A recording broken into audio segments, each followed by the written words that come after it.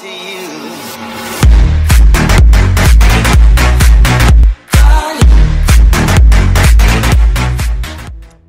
Hey everyone, Bishop here, coming at you today with a video where, once again, I have a curious question about things.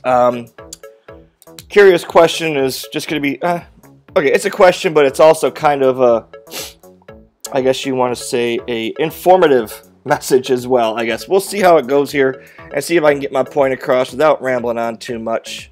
So, let's get it on.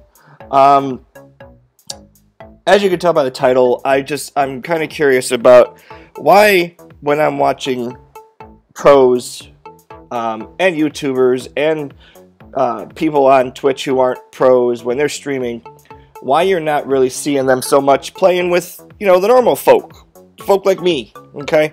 The people who sit at home and, you know, they have a good time playing Call of Duty, and as I'm watching these, I'm kind of thinking, you know, don't they put any special time in for their subscribers and stuff like that? But like I said, I'm questioning that, but I also understand why it happens too. So, I think the number one reason why I believe you don't see them doing this much is because there's a lot of young kids out there that, I guess I'm not going to sugarcoat it here, can be annoying little shits.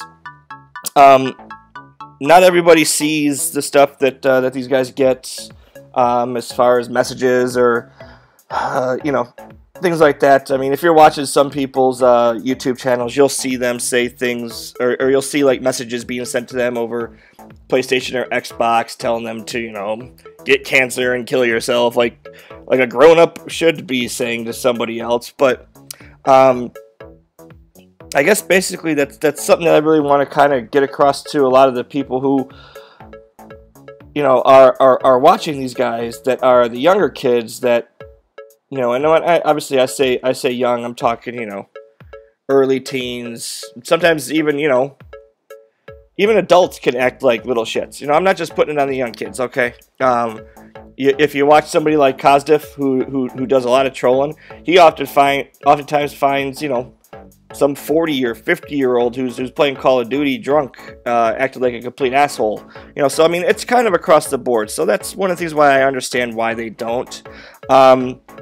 So, you know, if you ever really want to try and play with one of your favorite pros, you know, like I said, don't go in there, you know, talking all sorts of smack. Don't be that person. You know, be mature.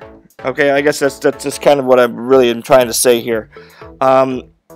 Secondly, I get that they have to stream and do YouTube. Oh my goodness, it's late. Forgive me. You know, and that's a lot of work, because a lot of these guys do their video editing on their own. A lot of these guys, you know, are responsible for themselves. You know, I mean, it is a business for a lot of them. You know, this is their only source of income, and you know, they have to put in all the time and they have to do all that work. So, you know, I get that. That's completely understandable. As a reason, you know, as a reason why you don't see them playing with a lot of normal people all the time.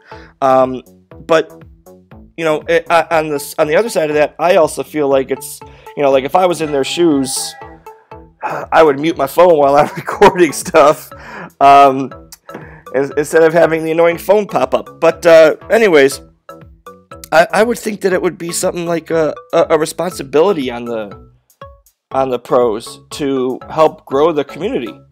You know, and you grow the community by keeping other people involved and getting their support and doing things like that. But to me, it feels like it's an exclusive community, because the reason why I say that is because whenever you watch these people stream, they're streaming with other pros. Okay, they're playing 4v4 scrims against other pros, or they're playing wagers with other pros. You know, I feel like nobody else is allowed in, and they don't want to. They don't really seem to want to help others. Now, I'm not calling them selfish. Okay, get that out of your mind right now. I'm not calling them selfish in any way. I'm not calling them bad people in any way. You know, I understand that it's a, you know, I have to look out for number one world, and that's unfortunate. You know, but in my opinion, not everybody out there is out there to be someone who wants to just use them to get their own channel or their own YouTube, or their own, or to get recruited into the pro scene. So, I mean, I do understand that. Don't get me wrong. I'm not calling out the pros in any way, shape, or form. One of my other thoughts, though, is that, and this is going to be the more positive side. Like I said, the first part, I kind of was wanted to be informative and kind of talk to you guys about why I understand that they're not doing it, but I also, wanted to say, I do see that I do feel like they have some kind of a responsibility to the community. So that's kind of what I want to get off across my first part. But the second part, I basically just gonna, kind of give you my ideas of how they could benefit from these things, okay? First and foremost, like any other sport, there's a minor league, okay? Football doesn't have it, obviously. They're trying to develop it. Basketball has a minor league type of program. Basically, it's the NCAA, but they also have, I think there's an NBA. I think there's European basketball players still, and they come over here from time to time. Baseball obviously has, rookie ball, single A, double A, triple A, and then the pros. But we have Call of Duty teams out there where there are teams that have players that are, I guess you want to say, underage.